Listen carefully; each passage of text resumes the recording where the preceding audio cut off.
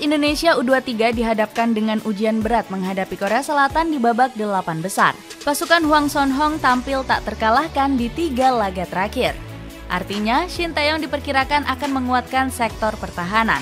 Publik tanah air juga menanti strategi tak terduga sang pelatih menghadapi tanah kelahirannya sendiri. Badai krisis yang melanda timnas Indonesia tidak menghalangi ambisi besarnya. Bagaimana Shin Tae-yong bisa meracik strategi line up untuk mengalahkan Korea Selatan? Menanti strategi berani Shin Tae-yong.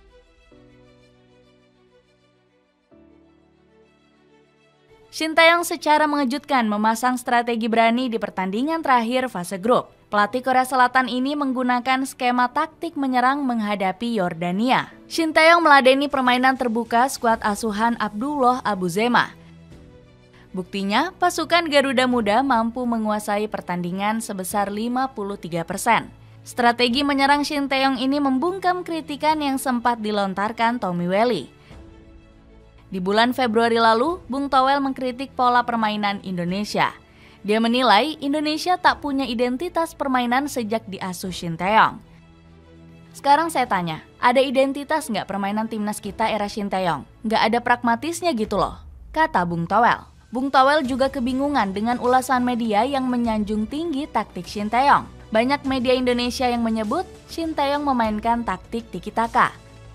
Saya bingungnya ada media yang bilang ini tiki-taka, ucapnya sambil tertawa. Permainan cantik Shin Tae-yong justru dipuji banyak media-media asing. Tuo Itre selaku media Vietnam mewartakan jika Indonesia menerapkan permainan yang elegan. Media jiran seperti Makan Bola juga tak menyangka Indonesia bisa meraih kemenangan atas Yordania. Piala Asia U23, Indonesia menang besar, permalukan Yordania. Tulis salah satu judul berita Makan Bola. Makan Bola juga menyebut kemenangan Indonesia didapat dengan penuh gaya. Lini pertahanan.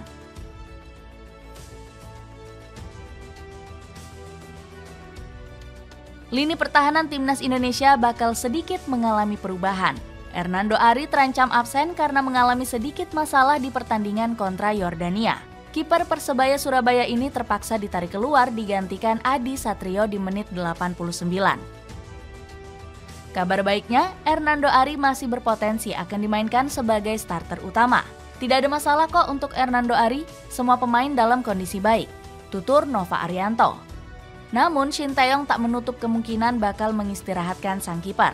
Pelatih asal Korea Selatan ini diperkirakan akan memainkan Adi Satrio sejak menit awal. Di posisi bek tengah, Shin Tae-yong akan mencampur talenta lokal dan darah keturunan. Sang pelatih akan memainkan trisula bek tengah yang berisikan Justin Hapner, Rizky Ridho, dan Muhammad Ferrari. Sementara di sisi bek sayap masih tetap dengan skema sebelumnya. Fajar Faturrahman dan Witan Sulaiman akan mengisi posisi bek sayap kiri dan kanan. Shin Tae-yong juga punya alternatif lainnya dengan memainkan Komang Teguh. Pemain Borneo FC Samarinda itu tampil cemerlang dalam 2 pertandingan terakhir. Komang Teguh telah mencetak 2 gol menghadapi Australia dan Yordania. Justin Hapner dan Rizky Ridho harus bermain hati-hati karena akumulasi kartu. Apabila mendapat kartu kuning, keduanya dipastikan tak bisa bermain di babak semifinal. Lini tengah.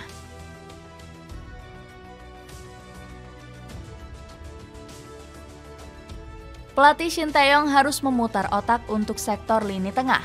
Pasalnya skuad Garuda Muda baru saja kehilangan Nathan Choaon yang harus kembali ke Belanda.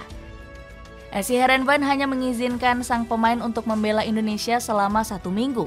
Netizen Indonesia banyak yang terkejut mendengar kabar ini. Mereka langsung membanjiri komentar akun Instagram Esi Herenvan. Warganet saat itu meminta tim asal Eredivisie ini untuk kembali mengizinkan Nathan membela Garuda Muda. Wajar, karena Nathan punya peran yang luar biasa dalam 2 laga terakhir. Padahal dirinya ditugaskan untuk bermain di lini tengah usai Ivar Jenner menjalani hukuman akumulasi kartu merah. Nathan sendiri mengaku puas dengan performanya meski bermain sebagai gelandang. Saya pikir kami melakukannya dengan sangat baik, kata Nathan. Siapa sangka performa Nathan begitu mobile dan mencairkan permainan. Ini juga sekaligus sebagai bukti kecerdasan Shin Tae-yong dalam memanfaatkan bakat pemain. Marcelino Ferdinand kemudian akan kembali digeser di tengah untuk menggantikan Nathan. Cara ini sudah terbukti memberikan dampak di laga kontra Australia. Marcelino nantinya akan ditemani oleh Ivar Jenner yang berperan sebagai jangkar. Pemain keturunan Belanda ini memegang peranan penting sebagai penghubung pertahanan dan lini serang. Shin Tae-yong juga bisa memikirkan nama lain untuk mengisi sektor gelandang. Ada Ihsanul Zikrak ataupun Arkan Fikri yang bermain di laga pertama babak fase grup. Lini serang.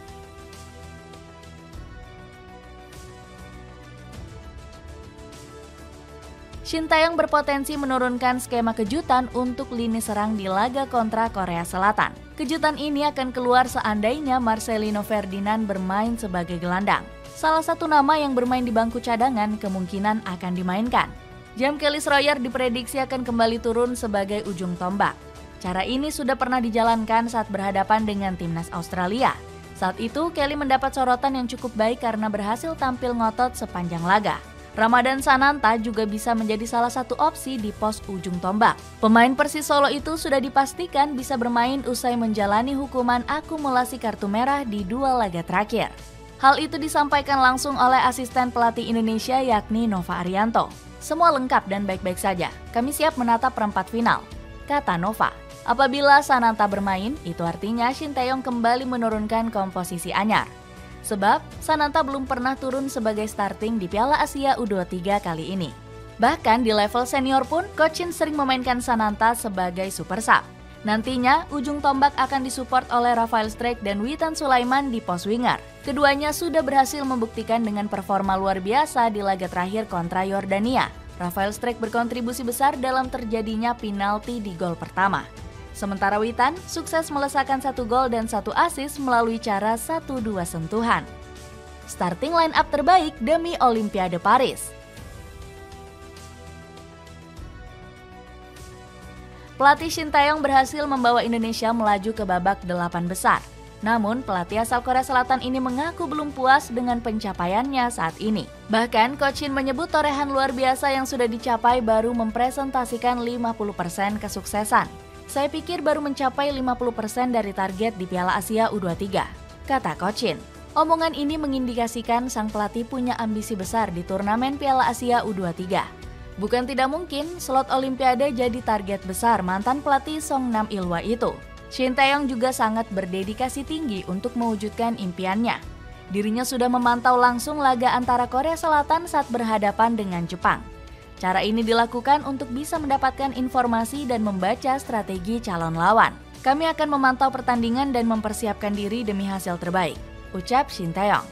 Seandainya memenangkan laga perempat final, langkah Indonesia untuk menembus Olimpiade akan semakin lebar. Sebab mereka hanya membutuhkan 1 kemenangan di laga semifinal.